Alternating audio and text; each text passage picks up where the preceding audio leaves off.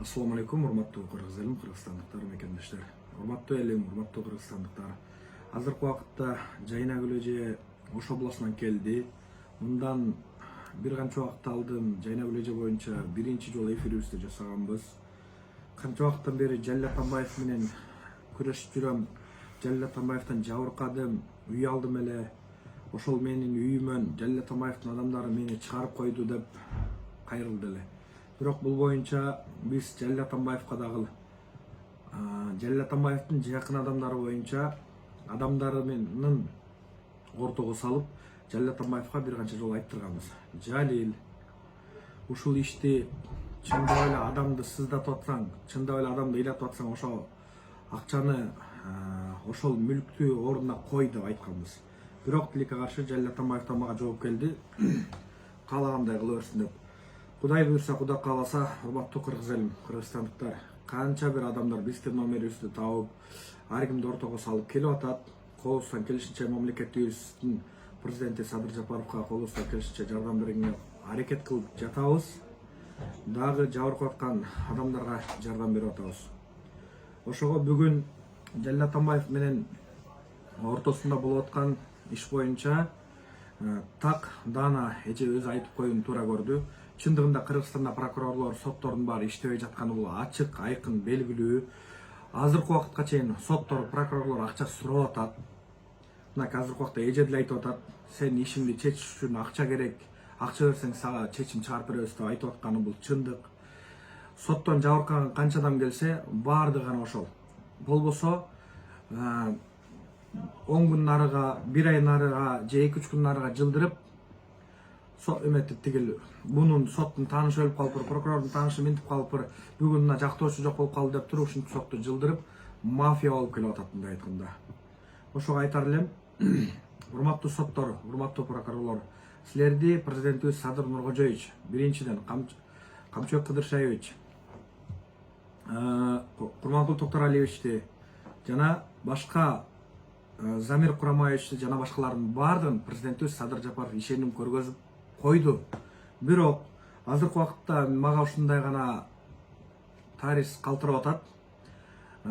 Президентибиздин ишеним коюп көрүп койгон адамдардан Ташиев гана иштеп аткандай сезилет. Эмнеге деген кезде Ташиев дегени кармапыр, Ташиев мына мо криминалды кармады, Ташиев мына ууруну кармады, мындай болду деп эле жатканын баарыбыз көрүп атабыз. Бирок иштеп атканы чындыгында анык. Ушул соттор, прокурорлор иштебей жатат. Мен ИИМ кызматкерлеринен нааразы эмесмин, анткени укук коргоо органдар, милиция кызматкерлери чындыгында иштеп атат. Алардын үстүнөн караган прокурорлор басып коюп атат ишти. Мынакей кече жакында ушундай маалымат таратты эле, бул Жайнагүл эже боюнча. Жайнагүл эжени сен адам өлтүрүп койгон адамды колдоп атасың, ошо адамды коргоп атасың деп Жалилдин менин фейсбугумда дос болуп жүргөн адамдарды жалдап, алар Жалилдин жартакчасына иштеп беришти. Мен так айталам, бизге канча адам келсе, эч кимден акча сурап жана акча алган эмеспиз.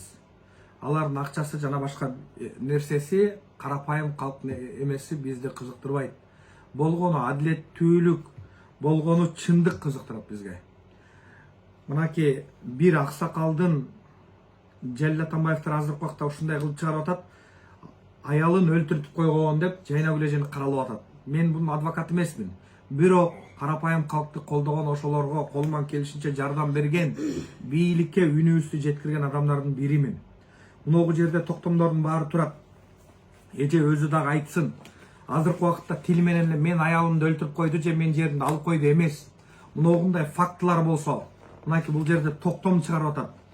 Ош областынын ИИМ кызматкерлери, мынакей бул жакта справка, мынакей сахардан өткөн, мондай деп полностью бүттүгү. Мындай айтканда, врачтардан болобу, жана башка кызматкерлерден болобу, мына ушул өлтүрүп койду деген негизинде ушул жерде монча документтердин баары катталган. Чындыгында каралап аткан адамдар, чындыгында Жалилдин жартакчасын алданып аткан адамдар, колуңарда мындай документтер болсо, андан кийин силер адамды каралап, же ачуу чындыкты айтып чыксаңар болот. мен Жалил Атамбаевдин ишкер экенин, Жалил Атамбаевдин ушундай адам экенин билем. Бирок Жалил Атамбаевдин кандай контрабандист экенин, Жалил Атамбаев кандай уур экенин, канча жерлерди басып алган экенин дагы билем. Жалил Атамбаев мага келген кезде контрабанда жасабайлыбы, бензиндерди чыгарбайлыбы, Түркменистандан бензин алып келбейлиби деп айткандарын танат бекен. Жалилдин иши только арам акча менен баю болгон ошол. Жалил боюнча биз ишти токтото элекпиз. Жана колубуздан келишинче факты далилдер менен дагы көп нерселерди чыгарабыз. Урматтуу кыргыз элим, силердин колдооңор керек, силердин коргооңор керек. Биз элибиз үчүн, жерибиз үчүн башыбызды балтага байлап койгон адамдарданбыз. Мен башынан эле айтып жүрөм.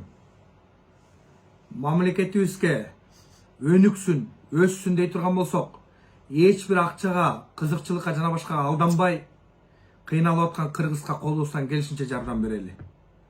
Эже дагы өзү айтсын, кандай соттордон жабырып атканын, кандай акча сурап аткандарын айтсын.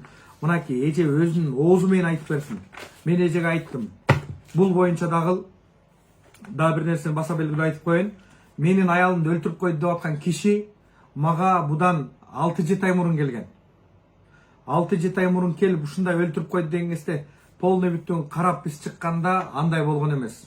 Азыркы убакта адамды өлтүрмөктүгүн итти өлтүрүп койсоң да суракка тартылышың мүмкүн. Анткени Жалил Атамбаевдин убагында мен Жалилдин бир тууган, Атамбаевдин бир тууган агасы болом деп Ошто мыйзамсыз байып кеткен адамдардын бири. Ошто 30 адырда жана 36 гектарды алып койгон адам бул бири. Нариманда канча базасы барбы, Нариманда канча ушул эме ишканалары барбы, Ош областында канча ишканалары барбы, полностью бүттү мыйзамсыз салган. Мисалы бир эле нерсени айтайын. Мына ушуга эле окшогон токтом бар. Ошол токтом. Мына бул эже азыркы убакта чырылдап жүрөт. Ошо чырылдап жүргөн үйдүн Капитал Строй, ошол компаниянын аты. Капитал Стройду бул ачкан. Бунун кекиртектен, мындай компаниялар кекиртектен Атамбай, Итимбай, Чотонбайды эле ачып берген. Анткени эмне көп, буларда акча көп, арам акчалар. Кыларга иши калбай, ушуга окшогондордун баарын ачып, мыйзамсыз жерлердин баарын алып сатып эле кетип берген. Документтин бирөөнү да бүтүрбөйт булар. Эмнеге дей турган болсоңор, буга окшогон, Жалилге окшогон адамдар Капитал Стройунан болобу, Барекет Стройунан болобу, ошол жерден сотторго, прокурорлорго, милициялардын бардыгына үй подарок этип туруп, алардын баарын оозун жапкан. Ошон үчүн Ош областында кылмыш иши козголбой, каалагандай калчып атат. Бир нерсени баса белгилейин. Ушуга окшогон токтом бар менин колумда. Аны мен могу ачтырып арка чыгарган эмесмин. Ал токтомдо эмне деп айтылат? Ал токтомдо айтылат. Жалил Атамбаев ошол жерди мэриядан эмеге алып, арендага алып туруп, ал жерди бир эме болот, бир бизнес-центр болот деп туруп алат дагы. Бизнес-центр эч нерсе болбойт, паркты тескерисинче шатырап туруп үй салып салган. Мынакей Жалилдин кылмышы бул. Экинчи кылмышы, кызына, бир тууганына жана башкага жазып туруп 30 адырда жанагындай жерлерди алып атат. Мыйзамсызда толтура иштери бар, колубуздан келишинче чыгарабыз. Убагында Ыдырыс Исаков чыгарды эле 41 миллион сом мамлекетке төккөн жок деп. Биз дагы жакын арада канча миллион сом бул төкпөгөн, полностью бүттүгөн салык кызматкерлеринин баарына запрос жөнөтөбүз. Кудай буйрса, Кудай кааласа ошолордун баарынан жоопту алабыз. Ошого карата элге отчет беребиз. Мына бир нерсени баса кеп белгилеп коеюн. Азыркы убакытта жана Жалилдин жабыркадым деп аткан дагы бир байка бар. Лифт боюнча. Ал боюнча дагы мына эме болуп атат. Жалил Атамбаев мыйзамсыз иште кылып туруп, парктын үстүнө үйдү салып туруп, ошол жерге лифт салдырып туруп 30 000 доллар акчасын бербей койгон. 5 жылдан бери ала албай жүрүшөт. Алар да кайрылып атат, жана башка да жарандар кайрылып атат. Урматтуу кыргыз элим, урматтуу кыргызстандыктар. Жалилден кимиңер жабыркасыңар, Жалилден коркпой, бир Аллахтан коркуп, маңдай териңер менен тытынып иштеп тапкан акчаңарды Жалилге окшогон аферисттерге жедирбей, ошону коргоп алгыла. Жалилден корккондо эчтеке пайда жок. Жалилге окшогон адамдар жоопкерчиликке тартылыш керек. Алар кимдерди каржылап атканын, алар кимдерге спонсор болуп атканын мен аябай жакшы билем. Менде факты, далилдердин полный бүттүгү бар. Ошон үчүн коркпой, болгондой ачык сүйлөгөн адамдардын биримин. Мен ага да тайсалдабайм, буга да тайсалдабайм. Колуман келген нерсени факты менен, далил менен айтып берген адамдардын биримин. Жалил мындай айтканда Мадумаровдон дагы беттер кедей адам.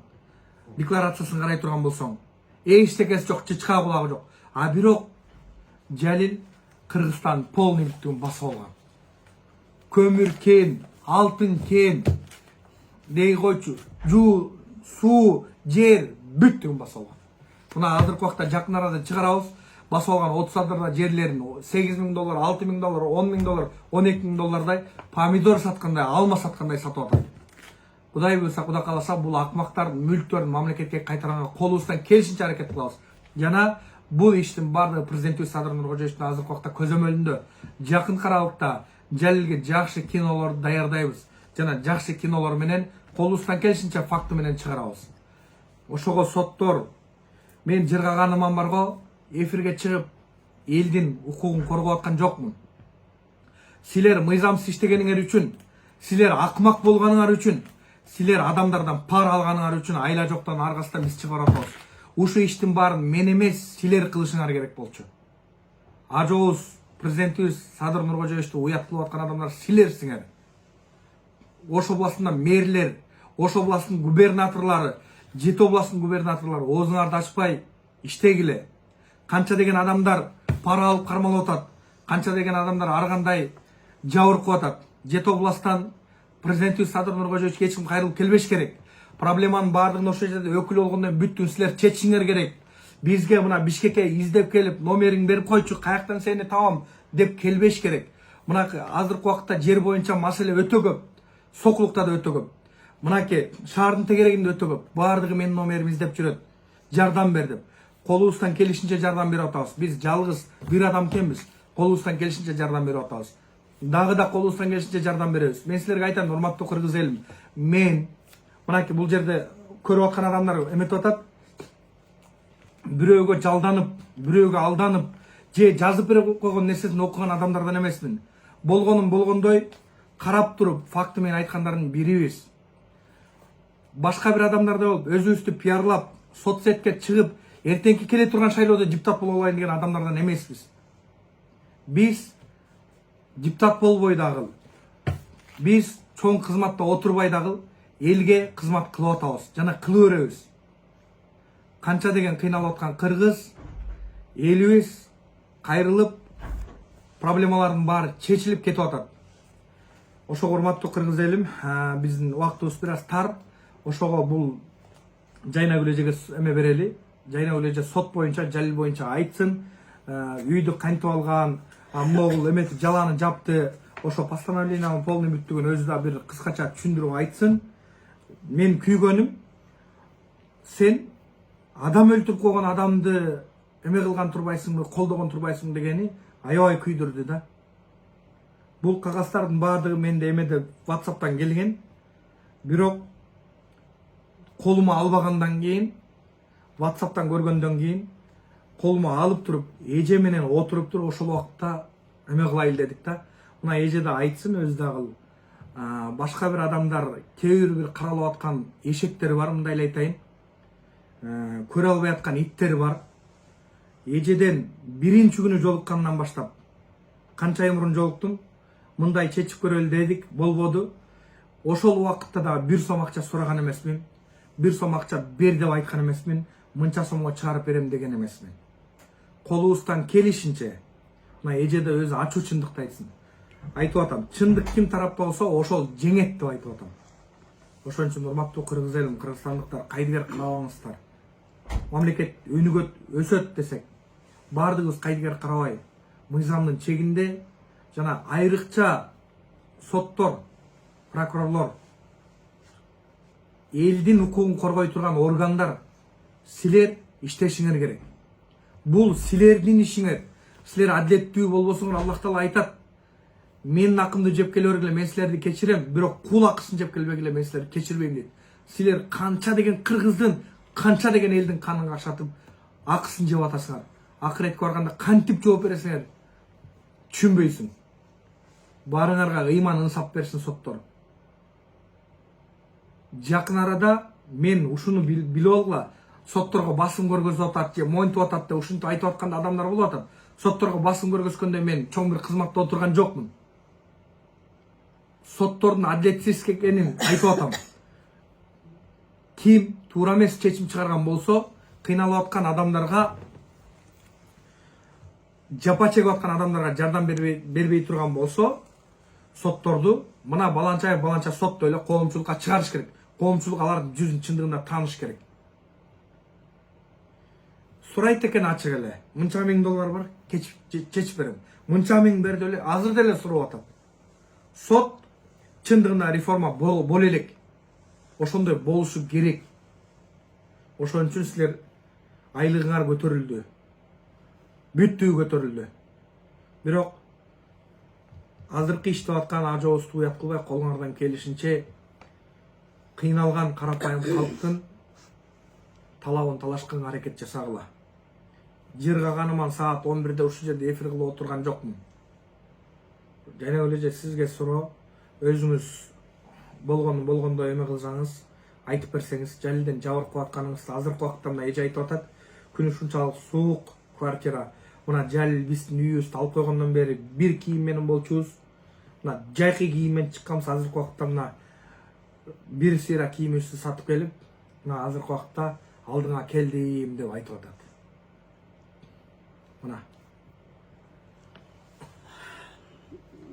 Урматтуу биздин Кыргызстандын президенти Садыр Жапаров, УКМКнын жетекчиси Камчыбек Кыдыршаевич, генеральный прокурор Курманкул Зулушевга кайрылам да.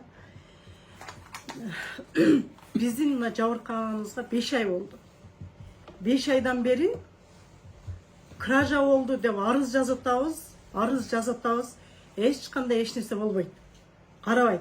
Анан Жалил деп пиар кылып, анан жана Үпөл деген карындашы отуруп, табакты болуп үйдө отуруп алып эле көрүнгөн нерсени сүйлөбө. Сен биринчи мага келип жолук, экөөбүз 1 айлык 1 жылдын кызыбыз. Ар нерсени отуруп алып эле бир көрүнгөнү сөзүн эле далил жок сүйлөп чыга бербегиле. Жалилдин үйдү башы мынандай болуп алынган. Жалилдин эжеси келет, мен магазинде иштегенимде. Гүлжан деген. Гүлжан Салтанат деген кызын эшитип келет. Кызын машина минишип. Анан Жалил мына жерде айтпай эле кой деди эле, эми айтпай эле коеюн. Жалил деп тааныйт элем. Бирок мынандай деле көрбөгөм ал кишиничи. Жалил деп эле коюшат эле. Жалил бай десе, Жалил бай деп эле угуп калчу элем. Анан булар ылдый айылдан болот, биз өдөңкү айылдан болобуз. Булар менен карама каршылык эчтенкебиз жок. Бирок ушунун жери деп алып барып Западныйдан. Ушул эжеси саткан. Кийин тилкаты бар менде, через банк салган квитанцияларым бар. Азыр соттун эмесинде экен, кече 3 күн башталды, 10 күндүн ичинде беребиз дейт. Үйдөгүнөсү ушулар алып чыгып кетти, мен колумда эчтеке жок болуп калды. Бирок сотто, Карасуу райондук сотто каралып, жерге деп баа башы берилген 100 000 сом өндүрүлсүн деп, анан калган акчаны 15 000 долларды суроого өтүп кетти, бирок күнөөлүү кылып тапты да, далилдеп берди сот. Жана Жалилдин адвокаты өлдүк сөлдүк болуп, жакшы окуп, маанисине түшүнбөй эле көрүнгөн жакта талпылдап эле жүгүрүп эле баягындай кылып атат, башты айлантыпчы. Бирок мыйзамдуу болуп чечилген. Мыйзамдуу болуп чечилгенден кийин эжеси 1 жылдан кийин өлүп атат. Мен о ишим жок мезгилде өлүп атат. Буну анан Алишова Гүлнуна Шекербек деген. Мен келгенимде үйдө ушулар жашайт эле. Ушулар жашап аткан экен. Мен чакырып келгенимде үйдү бошотуп чыгып кеткен менен мына Шекербек. Анан азыр да бир баласын бар эле, азыр Бакай болуп алыптыр, атын өзгөртүп. Ошо Бакай деген баласы, Жанара деген кызы, 3-өө, Гүлжан эже болуп 4-өө үйдөн жүктөрдү алып чыгып кетишкен. Кайсы квартирант?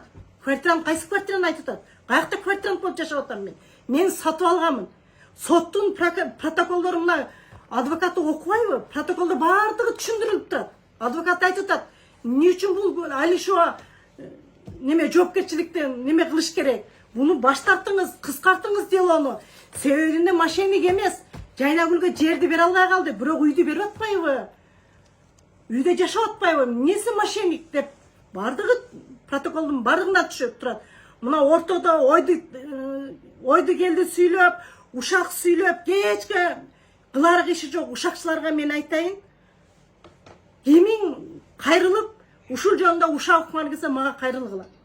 Мен телефонумду жазып коем ошол жергечи. Анан мына ал боюнча мына кече Nurgül деп, Nurgül Жолдошева деп, Ош обласының тәртіп комиссиясының төрайымы болып алыптыр. Мошенник, өзі мошенник. Подделка документ жасады. Азыр ушул боюнча уголовный иш сотко барды. Мына судьясы дагы Алтынай деген судьяга түштү, фамилиясы эсимден чыгып калды. Эртең, Ал өзү ким айттыңыз деп түшүндүм. Жолдошева Нургүл деп адвокат. Бул иштер сен түшүнбөйт. Эчтеңкени түшүнбөй эле окуганды эмес, заочный кылып эптеп окууну бүтүмүш болуп алып анан мына жерде адвокаттардын үстүнөн төраган жана зам немеди ким эле адвокаттардын үстүнөн төрагасы бар. Ошону колго алып эле Билим Райымкуловду. Анан каалагандай мени колдой турганым бар деп каалаган нерсени кылып атат. Мына Шекербекти өлдү деп алып чыккандагы Нургүл. Бирок Нургүл жооп бересиң сен. Сен адамды урду деген жоксуң. Адамды өлтүрдү деп чыгаратасың. Адамды өлтүрдү деген үчүн мына документтер турат, сен каякта ооз экиле сен бу жерде халал эле ушагың болбойт. Мына бүт документани бардыгын алып келдим. Гүлжанды мен өлтүргөн жокмун. Мен сени өлтүрдү деп да айыптабайм. Бул өз ажалы менен өлгөн. Мына жерде бүт мына Сахардан өлтүр. Мен кече барып бүт документани мына бардыгын заверить эттиртип мына 33 парак чыгартып келдим. Катыны тирүүсүндө сыйлай албаган эркек мына Шекербек деген аялы өлгөндө пиар кылып туруп акча таап атат. Бул эмне кылып акча таап атат? Нургүл күш деп 5-10 тыйын берсе 5-10 тыйын алып атат. Арак куюп берсе арагын ичип атат. Курдак берсе курдагын жеп атат. Көрүнгөн жерде пайгамбар жаштан өткөндө мынандай ушакты айткандан уял. Силер семейный мошенниксиңер. Кыйын болуп, башыңда кыйын акыл эстүү киши болгоңда кызыңды чыгарып үйдө турат элең. Аялың жылдыгына чейин үйдө турат элең. Аялың бүгүн өлдү, эртеси күнү чыктың, жайнагүл өлтүрүп койду деп. Үстүдө Кудай турат. Мени какшатпагыла. Куп какшаттыңар, бирок Кудайга салдым, дагы Кудайга салдым. Чык, мынайынча татса койчушуларга теңелбей эле коеюнчу десем, чота акыркы күндөрү эмне кылып атасың? Мына Бекзатка да уялбай келген экенсиң. Өлтүрүп койду деп. Бекзат эмне менен далилдеп айтып берет? А мен го мына далилди көтөрүп келдим мына. Мына ушак сүйлөгөн жана Нургүлдүн өзүнө окшогон гангирбаштар бар контагында. Ошол гангирбаштарга айтты, мен катык эле айткым келип атат. Мына эмнеде турат мына өз ажалы менен өлгөн деп турат. Жайнагүл өлтүрдү десе күч органдар бар. Бирөөнү түртүрсөң да күч орган бар. Өлтүрдү деп койсоң деп эмне кыла береби? Ошон үчүн Жолдошева Нургүл, эсиңе келгин, дагы бир жолу айттым. Азыр кылмышкерсиң. Эртең 18 саат 2-де сотуң болот. Шаардык сотто. Алтынай деген судьяга түштүр. Bir күндө 2 жолу кирип актап бер деп кирип чыгып, акчаны берип койдум. Мынандай деп айтып атат экенсиң. Алып көрсүн, өкүмдү көрөбүз кандай болгонун. Анан судья менен беткелебиз. Алдынан эле арбалан эле чачал десе башкалды кылып лакылдаба. Сен 3 магазинден кылмышың бар. 3 магазинден. Мен видеолорыңды чыгарбай эле коеюн, аялбыз. Сен өлдү деп чыгардың. Кыздың көзү таздын көңүлү 1 айлык бир жерликпиз деп сыйлап атам сени. Анан эртең жогорку сотубуз болот. Бекзат азыр айтпайды соттордун алдын ала деп. Мурунку эле соттор жакшы экен да. Азыр кайра каша болуп кетти. Азыркы баргандар мелтире эле акчаны алып, даже сүйлөгөн сөзүңдү жактырбай атат. Шаардыкы мени чакырбай, белгисиз себептермен келбей койду деп заочный чечим чыгарды. Заочныйды мен немеге жаздым облус сотко? Жалилдин тарабына. Экинчи облус сотко жаздым. Облус сотто ызычуу болдук. Иш козгоду сот исполнительдергечи. Иш козгондо жүгүрүп жүрүштү дагы. Даже сот 3 судья кирди, 2 аял 1 эркек киши кирди. Менин сөзүмө көңүл бурган жок. Кирди, срок канаттандырылсын, срокты восстановить бер дегени. Шаардык эле күчүндө калсын деп койду. Алар эмнеге сот болгондон кийин ак менен караны айырмала деп туруп сот болуп атат да. Жөн эле бирөө акча берсе эле бар ошондо эле каралай бере деп. Ал жерде мен 5 жылдан бери жашайм. Коммунальный услуга полный менин атыман төлөнөт. Мына санариптик немеден полный менин пропискаларым бардыгы бар.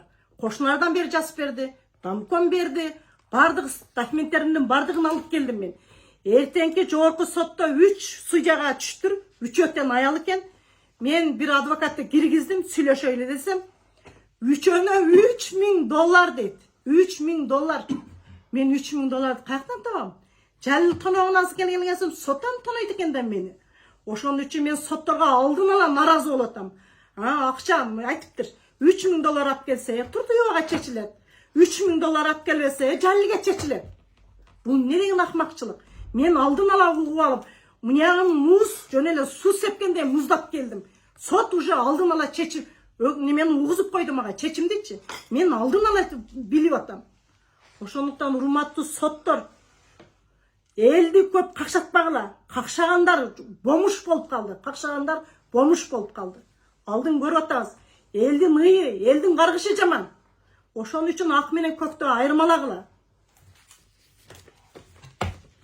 Ушул мен атaya geldim bunu öldürüp koydu dep ne kılat жаңы жыл болуп kaldı özüm basıp oturup geldim em көчөдөгүлө сөздү а деп Бекзатка кошасып атат sen чындыкты чыгарадасың Nurgül көрүнгөндө алдайт 5-10 тыйын берет экен анан жамандайт экен будан жабыркаган бир эженин үйүн алып коюптур аны түрмөдөн чыгарган экен аны жаз десе кутты мушуну коркутат экен мен о түрмө менен мынтип коем ананы мынтип коем мынаны мынтип коем деп ошол чын экен коч кантип ошентсин күнөөсү болсо дейтим эле көрсө мен акчамды алып алып бербей атат мошенство подделка документ менен иш козголгон Нургүлдүн үстүнөн азыр кылмышкер болуп келди сотко бул коркпой атат бул ошон адвокаттарды урматтуу президенти Садыр Нуркожоевич мен сизге кайрылам адвокаттардын бардыгынан аттестация алып мына ошон баш иштебегендердин бардыгынын лицензияларын алыш керек ташыргызсаң адвокаттын башына барып тиет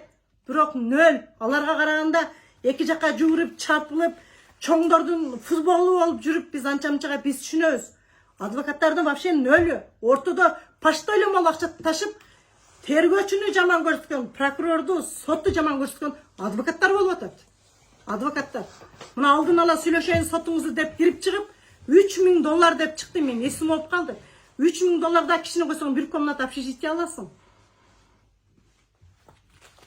ошону үчүн сотторду бир дагы караштырсаңыз мурунку эски соттор жакшы болчу биздин ошточу азыркылар баш орткусу мынанын карагысы жок мен далилдерим алып барып кишине сот деген караш керек да кызыгып сен эмне болдуң эле анан эмне кылбай облус сотто караганды эшиктен кеттик учураштык сен кимсиң деди мен ушундай болду уже акчаны алып алган Жалил тогозуп койгон эшиктен киргенде эле уже болду кайтты соттун бардыгы сатылган мурун мен мына көп нерсеге урулсаң түшүнөт экенсиң кадрдын бардыгын сатып алып койсо эле Жалилдик болуп калат экен да биздин экспертизабызда мына Бишкекке келгенде жок кылып беришти да эмнеге жок болуп кетти десе көрсө аялы отурат экен жок кылып салды мына азыр министрди дагы министрин дагы Жалил Атамбаев алып келди деп атат зам министри аялы отурат анан кайсы оштон келген Жалил боюнча келген экспертиза жыйынтык чыгат жыйынтык чыкпайт сотко барсаң сот продажный уже алдын ала эмне кылды демек Жалилден алат ушул акчаны менен ала албайм мен бере албайм мисалы үчүн Жалил Атамбаевдин жанагы Мизрафта зам деген айтып аткан аялы ким аты жөнү? Нурила. Фамилиясы ким? Фамилиясын билбейт экен. Мен бардым, ошол жерге барып, врачтарга кирдим. Сенин 2 жолу экспертизабыз жокко чыгып барды. Не себептен келди деп бүт барын кыдырсак, врачка барсам айтты. Бизге андай заказ болгон эмес дегенде мен оозум ачылып калдым. Ошол жерде бир эже бар эле, тартып, сразу Фейсбукка чыгарды. Булар ушундай экен. Экспертизаларга ишенич жок. Бүт сатылма. Жалилден жабыркап атканыңызды элдин баарына дагы бир жолу кайталап коюңуз дагы элге кайгылуу жасаңыз, ошо менен эфир токтотулат. Урматтуу калай калк, эл журт көрүнгөн аферисттердин сөзүн сүйлөп, ушу Нургүлгө 5-10 тыйын берип лакылдатып бар сен жайнагыл жамандасаң мынтип беребиз. Жок, андай эмес. Бир күн лакылдайт, 2 күн лакылдайт, 3-чү күнү мынандай документ сүйлөйт. Анан мен акырында унутуп кеткен атам мына. Мен мына Нургүлдүн контагында кайсыл тетири сүйлөгөн адамдын бардыгынын үстүнө мен арыз жазамын. Бир адамды өлтүрдү деген бул не иш экенин Нургүл адвокат болсо түшүнсө чыгарбайт эле. Түшүнбөгөн баш иштебеген үчүн чыгарып атат. Баш иштегендер койду эле калтырып коет. Баш иштеген үчүн кылып атат. Анда Sotqa жазам бардығын. Бардығын. Мына çaldı da жазам. Birincisini geçirgem, koyçu ölüp kesinci dep.